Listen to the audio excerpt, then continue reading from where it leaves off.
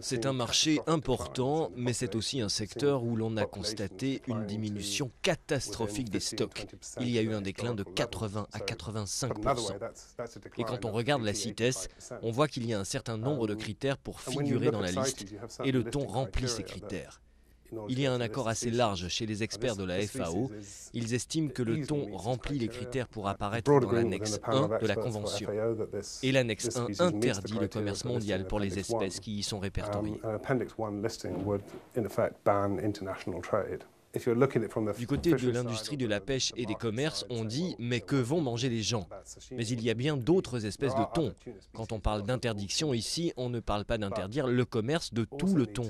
De toute façon, il faut bien garder en mémoire que si rien n'est fait, il n'y aura plus de thon. Donc des mesures doivent être prises. Des pays peuvent émettre des doutes sur une liste, comme le Japon.